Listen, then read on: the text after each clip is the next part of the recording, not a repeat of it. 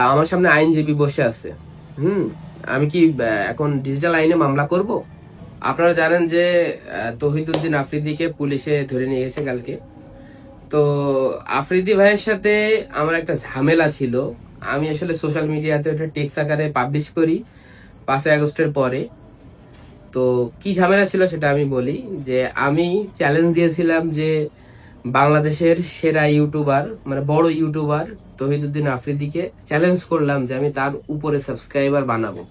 এটা ছিল আমার চ্যালেঞ্জ। হ্যাঁ, তবে ওই ভিডিওতে কোনো কিছুই বলিনি যে তৌহিদুদ্দিন আফ্রিদিকে আমি এটা করব ওইটা করবো, সেটা না, যে সাবস্ক্রাইবার ক্রস করব। এটা যে কন্টেন্ট ক্রিয়েটর হিসেবে একটা চ্যালেঞ্জ নিয়েছিলাম। তো আপনারা অনেকেই কিন্তু জানেন যে ওই সময় এই চ্যালেঞ্জের নেয়ার কারণে আমার সাবস্ক্রাইবারও অনেক বাড়ছিল মোটামুটি, এবং আমার আগে থেকে একটা ফ্যান বেস ছিল আর কি, প্রায় 4 মিলিয়নের উপরে সাবস্ক্রাইবার আমার ছিলই। তো এজ এ ফান হিসেবে এটা আর কি নিছিলাম যে বাংলাদেশের একজন স্বনামধন্য ইউটিউবার, তাকে আমি একটা চ্যালেঞ্জ দিই। দেওয়ার পরে যে ঘটনাটা ঘটে সেটা হচ্ছে যে মোটামুটি ভিডিওটা, কন্টেন্টটা ভাইরাল হয়ে যায়। হয়ে যাওয়ার পরে আমি মোট 3 থেকে 4টা ভিডিও বানিয়েছিলাম, তার ভিতরে একটা ভিডিও আবার 20 মিলিয়ন টাচ করছিল।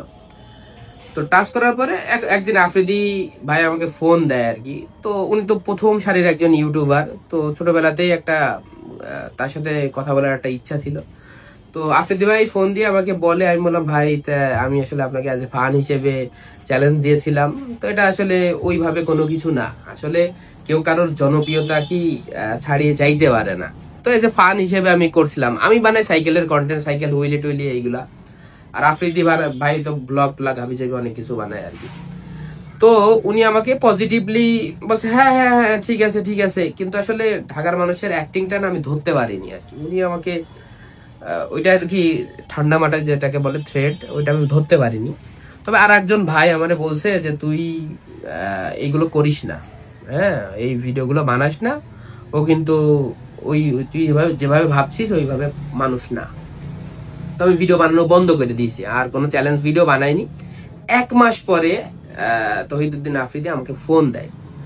ফোন দেওয়ার পরে তার সাথে আমার হোয়াটসঅ্যাপে 19 মিনিট কথা হয়। তো প্রথমে পজিটিভলি ভালোভাবেই কথা হচ্ছে। তো উনি আমাকে প্রথমে থ্রেড দেয় এইভাবে যে আমার সামনে আইনজীবী বসে আছে, আমি কি এখন ডিজিটাল আইনে মামলা করব? আমি তখন তো দেখলাম যে আমি গরিব মানুষের সন্তান, কি দরকার এত ঝামেলায় যাওয়ার।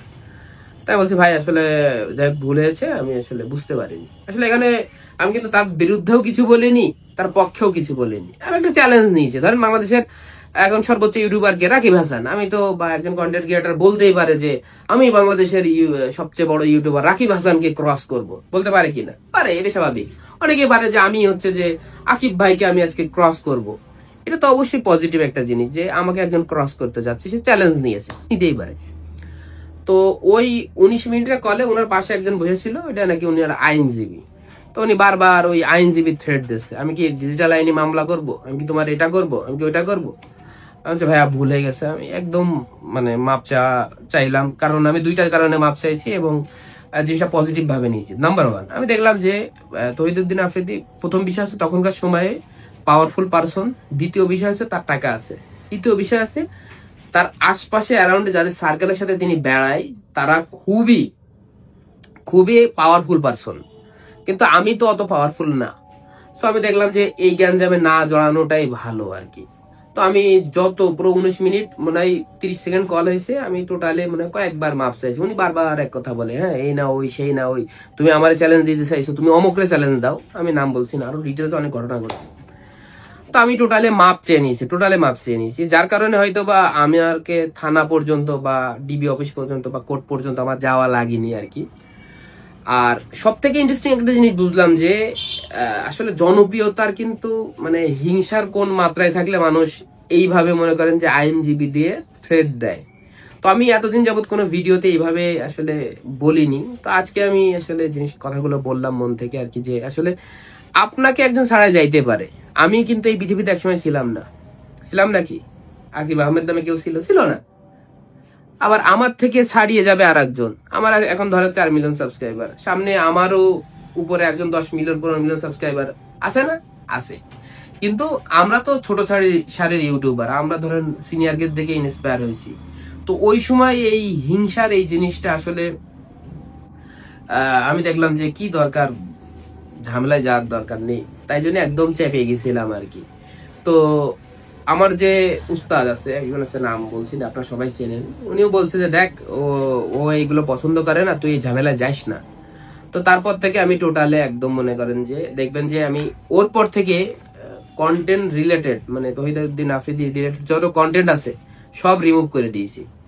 এগুলো মানে আমি রিমুভ করে প্রুফ দেখায়ে তারপরে সেই কান ধরে মাপসা মতন অবস্থা। সামান্য এইটুক বিষয়ে মাপসা মতন অবস্থা। তো আজকে জনপ্রিয়তার একটা কথাই বলবো, সেটা হচ্ছে জনপ্রিয়তা হচ্ছে ক্ষণস্থায়ী।